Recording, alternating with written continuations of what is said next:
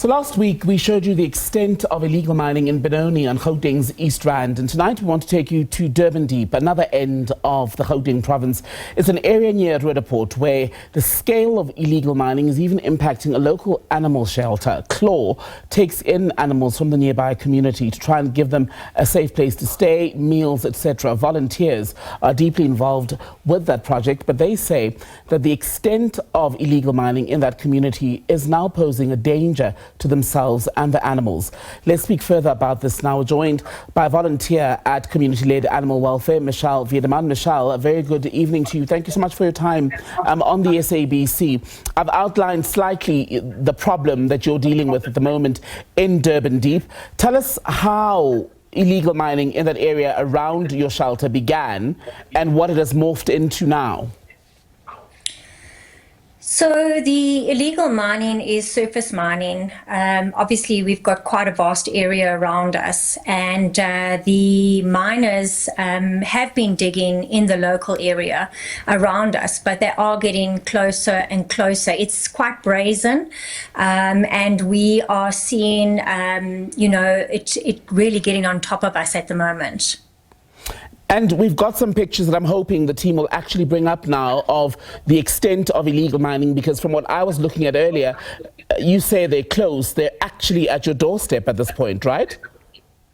Yes, absolutely. So, I mean, we've managed to operate for a long time now with the zamazamas in the local area.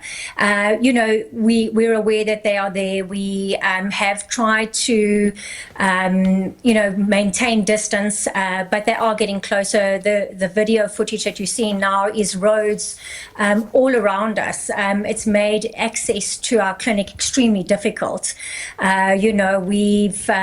We've literally have one point of access. There's three sides to our property where you cannot get in at all, this has become a big problem for us. We've tried to, we had an incident recently where they were very close to our main gate. We've tried to interact, we've tried to speak to them, and we've tried to set boundaries, trying to find a way to work around all of this, and it just gets totally ignored. There's no regard for the work that we do and the existence and for how long we've actually been there. When you do interact with them, Michelle, how would you describe, shall we say, the posture, the temperament of the zamazamas? Are they willing to give you an audience? Are they hostile? So, look, I think they just totally ignore us. We've tried to, especially where our main entrance was affected, we tried to, put a tape in place and say, look, this is our main gate, this is our main access, this is where people need to get in and out to us. We receive deliveries here, and for people who know Claw, we don't have running water or electricity. And one of the challenges is that we have a water truck that comes in daily to fill our JoJo tanks.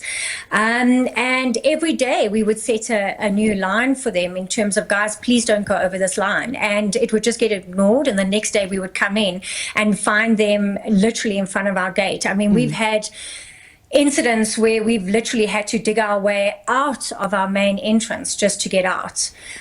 So there's absolutely no regard. Obviously, they plead poverty and that this is what they have to do to feed families and make money. And it's a challenge for us. We've been in existence for over 30 years, and we provide a very vital service in the area. We service the impoverished communities with primary education and healthcare around having pets. And, it's very difficult to imagine what the future would be is if we were not to be there. And I think one of the sad things is, the authorities have been saying things like, well, you just need to get out of here, you just need to move. But I don't think that that's really an option for us. Right. We are close to the communities we service.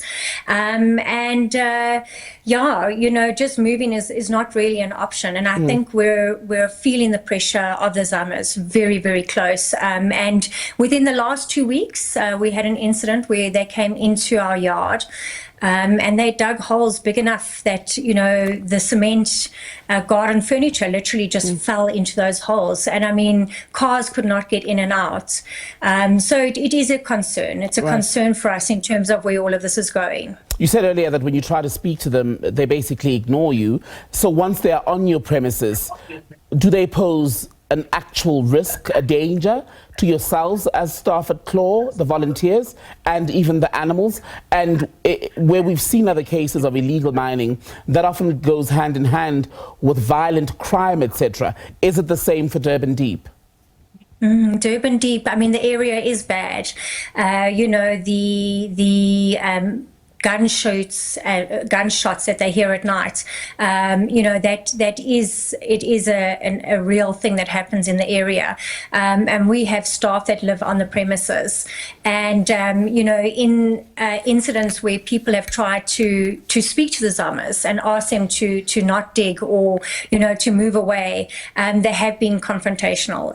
You know, there have been incidents where people have been threatened, rocks have been thrown, and we understand that these Zamas are armed as well. So I think for a lot of our local community, there is a fear, you know, that you don't want to push it too far and land yourself in a situation where you're either getting shot at or getting attacked. So for us at the moment, you know, our main yard and the shelter area is untouched, but the Zama digging is getting closer and closer, and the concern is, you know, when will it stop? And I think, you know, for the authorities, you know, we call for help. We do ask for assistance, and we're getting little to no assistance really with helping with the situation. Michelle Weedman, good to talk to you. We hope things get better for you and the rest of the staff at the shelter. Michelle is with Claw. That's the community-led animal welfare operating in Durban Deep. Thank you for your time, Michelle.